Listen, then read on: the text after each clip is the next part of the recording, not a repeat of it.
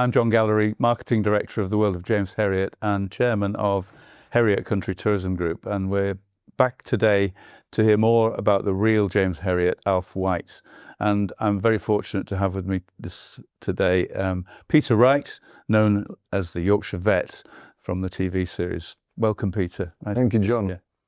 Thanks for coming. And we've spoken to Jim and Rosie already, Alf White's son and daughter, and they've given us their views about Alf. We'd like to hear more about Alf from you too. You were one of the very people who worked with Alf alongside him. Can you start by telling us a bit about that, please? How it came about, how you came to work with him? I suppose I was very fortunate, John, in that I was born in Thirsk, so you could say I haven't moved far in my life really. And I was asked when I got into the sixth form what I was going to do as a career. And I hadn't really considered it. I was into my football, my cricket and swimming and fishing and all these sort of things. I wasn't one of these that wanted to be a vet from being literally 5 years old. And the head of careers said to me one day, he stopped me in the corridor, he said, "Peter, what are you going to do when you leave?" And I said, "I don't know, sir," because I used to call our teachers sir in those days. And I said, "I don't know." And he said, "What about dentistry?" And the thought of that just filled me with horror, looking in people's mouths all day. And then he swiftly moved on. You could see from the expression on my face that that wasn't going to happen. And he said, "What about veterinary science?" "Oh, that sounds good. Love the countryside. I love where I live."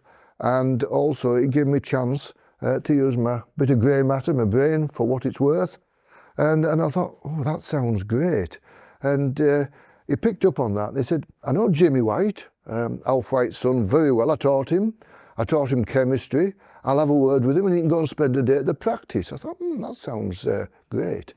And I went down to the practice, slightly apprehensively, slightly nervous as to what I was going to be received, this school lad coming into this. I'd never been in a veterinary practice before to any significant extent. And I walked in through the door, and I think it was the smells of the veterinary practice that got me to start with. And then the phones were ringing. There was a lot going on. And people going out on farm visits. There was one vet had already started operating. And I thought, wow, what a world this is. This is fantastic. I thought, this is for me. And if they'd said, John, if they'd said at that point, "Look, bring your sleeping bag and come and stay," I would have done. So whenever I had an opportunity after that, I fell in love with the way of life. I fell in love with the practice. And I thought, this is what I want to do for the rest of my life. Very good. Quite an introduction then, really, to it, yeah. It was some introduction, and it was literally love at first sight. And you met Alf that first day, did you? Yes, I did. Yeah. And he's not the sort of chap that would leave a lasting impression, because Alf White is a very shy man, very quiet, very humble, unassuming. And he wasn't the sort of chap that would immediately make a big impression on you, unlike his son Jim. Jim is a bit more of an extrovert, dare I say, and Jim was in the amateur dramatics in Thirsk, and that wasn't by accident. Right. Well, his father's very, very quiet, and so he quietly went about his work, and he sort of faded into the background, and that was just his way. At that point, had he started writing his books about his life when you He got had into started practice? to, 1974, when I first started going in from school. And at that point, yes, he had written one or two books. Yeah. And there was one or two murmurings amongst farmers, my relatives. "Hey, have you seen this book that's been written by the vet in Thirsk?" You know, he's working under a pen name, James Herriot, but we know who he is. Yeah. Farmers aren't daft, they soon sussed it out. And I had to get one of those books to read it. And I thought, oh, this is part of the veterinary world that I have yet to encounter. And he didn't talk about it. He was never going to start talking about his success in the literary world, because it was quite some time from writing his first book and sending his first manuscript off that he became successful. Right, yeah. That was a period when the first two books were combined for the American market to be called All Creatures Great and Small. Did you see Americans then? Not at that point. No. I think as time went on, and particularly when All Creatures Great and Small came on the television screens, that's when he hit the real limelight, because he would go off to his book launches. He wouldn't talk about it in the practice. He always said, and this was absolutely true, that he was 95% veterinary surgeon and 5% author, and he never let his work as a veterinary surgeon be encroached upon by the television world or the literary world at that point. Yeah, true to his profession. Absolutely. Yeah. Now you've become a household name through the Yorkshire Vet TV show. How does it feel to be part of a show that continues the tradition of the Yorkshire veterinary life? Well, I'll say at the outset, John, we nearly didn't make the Yorkshire Vet. Okay. And that was down to Alf Wight, James Herriot, in many ways, because, as I mentioned previously, he shunned the limelight. He wasn't interested in fame or anything like that. And it never, ever altered him in any way. And he basically, he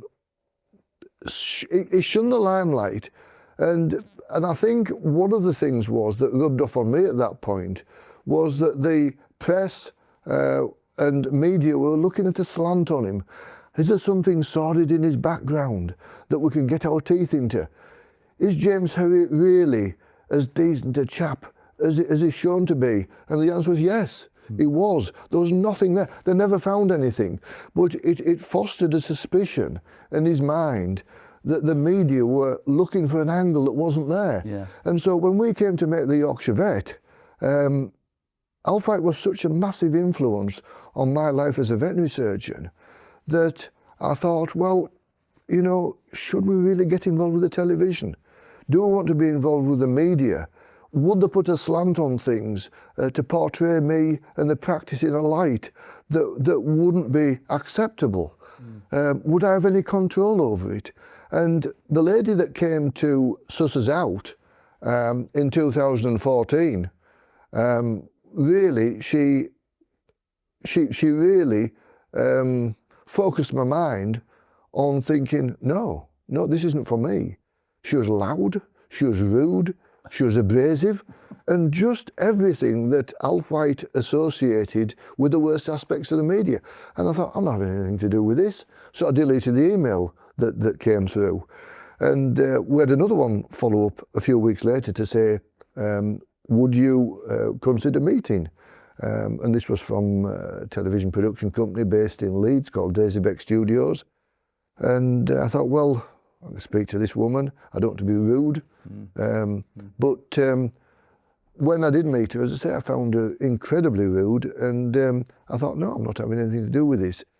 But then some months passed by and they'd already decided that they wanted to work with us. We fitted the criteria that Ben Frau, who was head of programmes at Channel 5, he'd wanted a programme about Yorkshire, about vets, that showed the true Herriot ethos, not necessarily the Herriot practice, but had this warm feel about the practice that dealt with all creatures. And I suppose you could say all creatures great and small, because they didn't just want a practice that worked purely with dogs or cats or horses or farm work. So we did fit the bill very, very well. And they looked at about 60 practices throughout Yorkshire, but they decided that we were the ones they wanted to work with. And it wasn't until just before Easter 2015, and I was approached by the head of the company, a chap called Paul Stead, and Paul came to see me, and he was completely unlike this lady that I'd met already, and having pretty much decided I wasn't going to make the programme. And he came to me, and he'd actually been to the world of James Herriot to see what was there. And he'd been talking to Ian Ashton, MD, yeah. the MD, and Ian had persuaded Paul. He said, look, you must have a word with Peter Wright. We must make this programme. And I'm going to say what Ian said to him because I think it's important. Alf White sadly died in 1995, and this was 2015. And James Herriot was a generation back, and a lot of youngsters at that point hadn't heard of James Herriot. That's right. And so the footfall at the world of James Herriot was falling off. And Ian said to me, Peter, he said, if you make this programme, it'll help us. And that played on my mind. So when I met Paul Stead, he was very quick to point out what Ian had said. And the thing about Paul was he came over as a very likeable man, very trustworthy. And he said to me, he said, look, I'm aware of your fears, but he said, please, please, just trust me. I'm a loyal person and I will never let you down. And there was one other factor that swung it for me. He was a Yorkshireman. And Yeah. so he said, look, he said, it's just before Easter now, we've got to start, we've got filming deadlines, we've got to start immediately after Easter. So I picked the phone up on the Tuesday after the bank holiday, Easter Monday, still not quite sure what I was going to say. Still with Alf White's views of the media ringing in my ears. Yeah. Paul reiterated the words, trust me, I will never let you down. And I said, go on then, let's have a go. Sounds like a good Yorkshire saying that. Well, I did. That's how it happened. And he never has let me down. And we've now made over 250 episodes of the Yorkshire Vet. Yeah, it's amazingly successful, and Channel 5 were very pleased with that starting point with that show, weren't they? Very pleased. And they do, it's been said many times, that Yorkshire Vet is one of several programmes that's made by Channel 5. And Channel 5 have this love affair with Yorkshire. Yes, yeah. I understand why. You will as well. I do, yes, yes. Going back to Alf then, because we're talking about the real James Herriot on these sessions, and you were one of the very people, as I said at the beginning, who worked with Alf. There aren't many people available to us these days who can say that. So, what's your memories of Alf as a person, as a colleague? Something you can share with us that you remember? I think the practice itself, it was like just one family, a very close-knit family. Donald Sinclair, Siegfried, and Alf White, two more different characters you couldn't meet really. They were chalk and cheese. And we had our secretary who was with us, who was with them from being 16 years of age, from leaving school until she retired at 60. Wow. And everybody worked together. There was never vets and or their admin staff or anything like that. Right. Everybody worked together. So much so that after afternoon surgery at Fisher, we've finished seeing small animals by about 3 p.m, 3:30. One of us would go and put the kettle on. And when I go into the world of James Herriot now, and I look into the room that's been transformed into the dining room, and there's something that nobody would notice, but beside the fireplace, there's a little three-prong round plug. Right. And that's where the kettle was plugged in. Right. And the kettle would sit on the floor. And either Alf, Donald, myself, one of the other vets, Jip, anybody, the secretary, one of us would go down the back, fill the kettle up and make a cup of tea. Right. And that epitomised the friendliness of the practice. They would sit there with a storage heater in front of the fireplace, and Alf White and Donald would often lean against the storage heater, and we'd stand there and we would sit and reminisce about stories and characters that we'd come across. Mm-hmm. And it was just that type of situation, really. It wasn't formal in any way. No, that friendliness and camaraderie was there all the way through. Yeah. And you know, there were, I don't know why, but Alf White latched onto the fact that I would have elderly ladies come to see me on a regular basis, and I did seem to attract that type of client. And but one lady, she used to come in with a huge coat that was almost in rags, tied with a piece of string. And poor lady, I remember she had bandages on her legs because her legs were not particularly healthy. We had another lady that came in who was elderly, and she was a lovely lady that she was a nanny in her former life to minor royalty. Mm-hmm. Wonderful lady, very, very quiet, but she always had dachshunds, and those dachshunds would have taken your fingers off up to your armpit. They were such a lovely lady. and the other lady had spaniels, and they always made a beeline to see me. And Alf White used to look out the window, and he would say, "Peter," he said, "there's one of your glamograms appearing any moment now that they're coming through the door." And he had such a wonderful phrase, glamograms, that these were my clients, basically. Yeah, you attracted that kind of client. I attracted that type of person.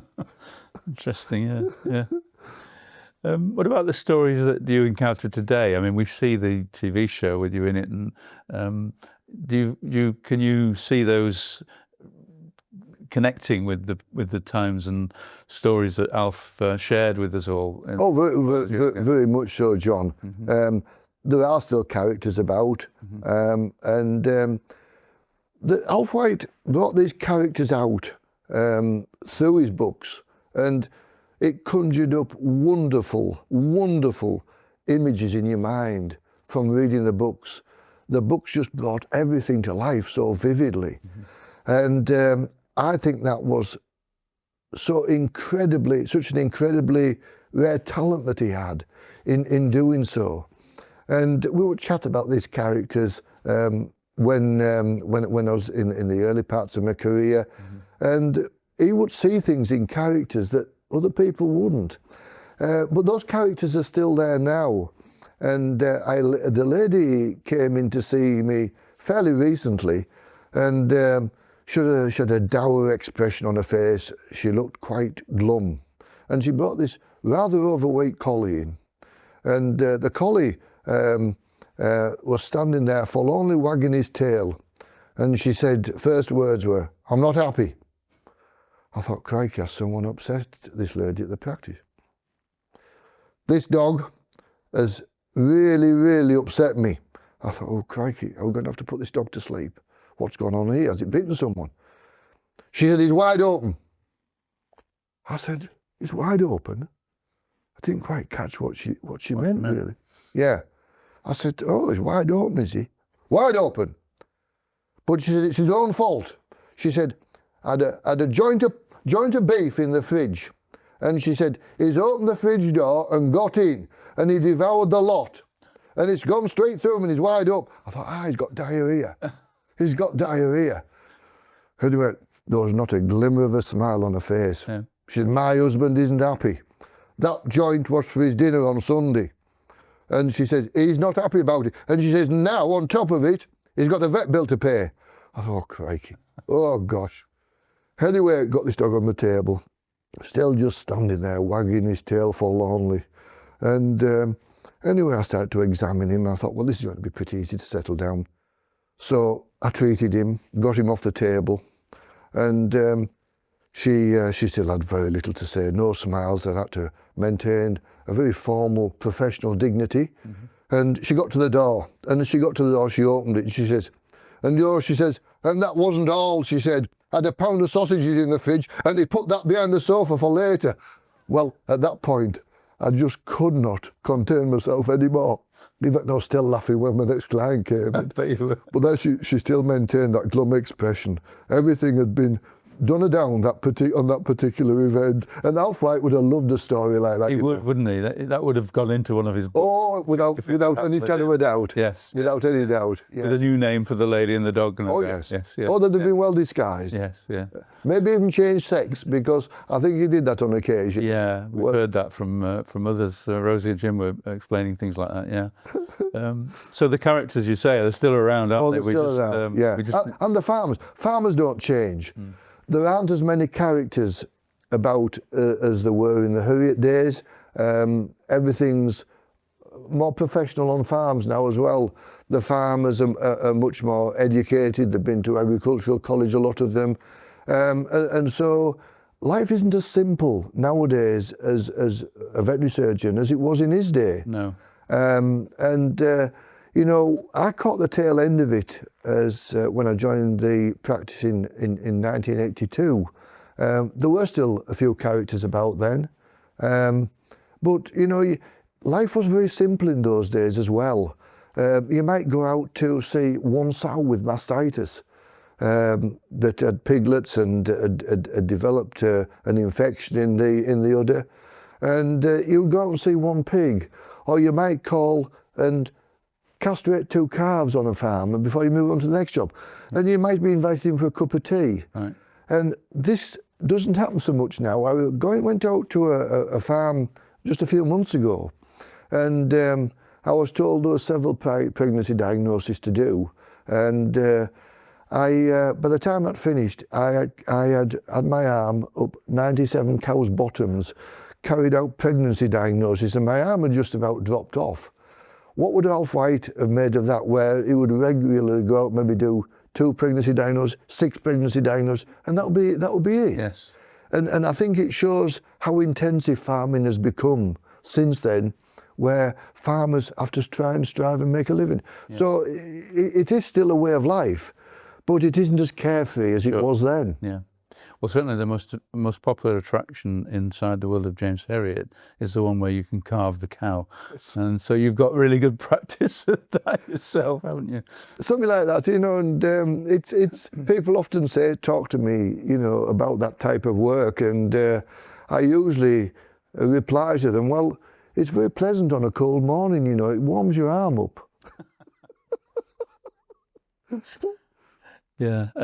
What do you think Alf White would make of all of this now, all of this worldwide awareness of him and his stories and all of that's happened with the TV series and this latest remake?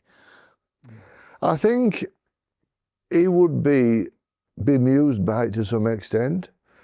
I think he would be quietly proud, but by gosh, who wouldn't be really? All being instigated from sitting down and writing books. And now it is now such a phenomenon. And, you know, the world of James Herriot now is a celebration of veterinary science and a celebration of him. There's so many different facets to see there. And I think that's just one aspect of how his name will live on. Yeah. Because of what he did. And his name lives on in many, many other directions as well. For instance, you know, we now have just opened a hospice in Thirsk, which is Herriot Hospice Home Care and Herriot Hospice at the Lambert. And I think he'll be immensely proud that his name has been used in so many admirable ways. Yeah, in a positive way, helping other people. Yeah, and that's how that epitomised him. Yes, he would always help someone. He helped me as a young vet. He was always tremendously helpful. He would never push information at you, but if you went to him and said, "Look, I'm just going out to see such," he'd be there. What I would call a pearl of wisdom. He would always be there just to help you along. And I'll forever be grateful for that. And one of the things he said to me, I was down in the dumps one day, and had an animal, it was a cat actually, that had died, and I hadn't a clue why this animal had died. And it really bugged me, as it does veterinary surgeons, when you lose patients. And he said, "What's the matter, Peter?" And I told him. He said, "Did you do your best?" I said, "Yes, I did my best." He said, "Well, you must never reproach yourself. If you've done your best for one of your patients or clients," he said, "you can never do any more than that." And that little things like that have stuck with me throughout my career. Yeah, so good advice from him. Very good advice. Yeah, absolutely. What was it like working alongside him then? I mean, he must have trained you in lots of ways. Yeah, that's one example. He took me out to a lambing one day, and it was fantastic. And he let me have a feeling first, and he said, "Peter, when you're having difficulty giving birth," he said, "you must be patient. That's the number one thing. you must be quite gentle. Well, he was always gentle with everything that he did. And he said, take your time. And he said, you must have plenty of lubricant on your hand before you go in, because just think of that poor ewe. They don't want a big rough farmer's hand in them. So you must work gently with them and patiently. And that has stuck with me throughout my career. And this lamb, I can remember it clearly. It was malpresented. It wasn't presented as it should have been. And he went in there and he always said, these are the type of hands you want, Peter. It's no good having farmers' hands like shovels. and he said, one of the farmers would used to say to me, it isn't you we want really, it's just them little doll hands of yours. And so he went in and he gently manipulated this lamb into position so it could be born. And he said to me, Peter, I want you to go in there now, feel how it should be, and then pull it out. Right. Well, that gave me an enormous thrill to do that. Yeah. And I came away with him in the passenger seat of his car, feeling 10 feet tall. And on the way back, he said, well, just call and stretch our legs and take the dogs for 10 minutes, shall we? And we walked across Sutton Bank, across the escarpment there, and we chatted about his favourite subject, which was football. Yeah. I'm a Middlesbrough supporter. He used to go and watch Middlesbrough play as well, but his heart was at Sunderland. Yeah. And so we'd talk about the games that weekend. Yeah. And we wouldn't really talk about work, all about football was which is something we had a lot in common. And so those memories will live with me always. Yeah, of course, yeah. So Sutton Bank, he quoted it as being the finest view in England, and now there's a viewing stand there which people go and see. And what do you think about that? I think it's fantastic, but I do think when they put the viewing platform where it is, it's not where they encountered the best view. The best view is about half a mile further along. Right. Yeah. Too far from the car park there, I suppose. Well, I couldn't possibly comment on that, John, but you're probably right. And it is a wonderful view, looking across the Vale of York, across to the Pennines, and I don't think any Yorkshireman or woman could disagree with that sentiment, that it is one of the finest views in England. And me as a Yorkshireman, I would never disagree with that. Right. Good. Yeah, I agree. We also see lots of the landscape on the Yorkshire Vet programme, and we also see it on All Creatures Great and Small. It's one of those things that people love to come and see. It's something you've gone out into that countryside all your career. The countryside is something that I'm very fortunate to have had the career as a veterinary surgeon where I have, for two reasons. Obviously, one is been associated with Sinclair and White, the Herriot practice, but also the wonderful countryside that I've got to work in, that I am lucky enough to call home. And I never ever lose sight of how lucky I am in that respect. When I open my bedroom curtains, I have a lovely view over the Vale of York, and I think, aren't I lucky? Yeah.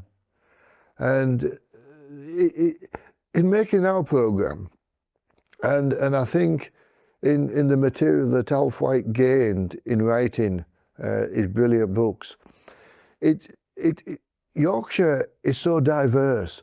And as far as the Yorkshire Vet goes particularly, people say, why do you think it's been a success? And I think for several reasons. One is the patients and the owners, which Alf White spoke and wrote so brilliantly about. I think it's partly that, but I think that's only part of the story. I think it is the characters as well that we have in Yorkshire, and some of them are unique. And I think it's our wonderful countryside that we can showcase whenever we go out on visits. And I think when you put all these things into the mix, that's what gives the Yorkshire Vet and All Creatures the fantastic base that it has. And that's why I feel the Yorkshire Vet has been a success. And the difference between the Yorkshire Vet and All Creatures, Alf White used the media of writing to put these wonderful stories out there. The Yorkshire Vet, through Daisy Studios, has brought those characters and our patients directly into people's sitting rooms. We haven't done it through, it hasn't been done through actors. It's been done in real life situations. And that's the big difference between All Creatures, obviously, and the Yorkshire Vet. And it's something I think that needs saying, but we could never ever, I could never ever compete with James Herriot. That was never intended. No. We did what we did, but James Herriot will be immortalised from what he's done. The Yorkshire Vet, I'm lucky in doing what I'm doing, but I would never ever compare what I've done with James Herriot. But it is the real James Herriot practice that you start from. Yes. And so the connection is quite clearly there. The connection's there, and I'm very, very proud of that connection. Incredibly proud. And we are always revered to what he did whenever we make or talk about Alf White, James Herriot. It is always done with the utmost respect. And it's very, very interesting though. And I was talking to the head of Channel 5, and he was on about all the programmes of Yorkshire that he'd made. Yes. Our Yorkshire Farm, This Week on the Farm, Autumn on the Farm, and of course the Yorkshire Vet. And he said to me one day, he said, Peter, if the Yorkshire Vet had failed, he said, there would have been none of those programmes. No. And he said, and this was shattering to me, he said, and there would have been no remake of All Creatures Great and Small if the Yorkshire Vet had failed. I didn't know that at the time, otherwise I would probably never have slept. Yes. Well, on that note, Peter, can I say thank you for being with us today, sharing all the things. We'll do this again, can we? Of course we can. Thank you. Pleasure. Thanks, Peter. Thank you, John. Thank you.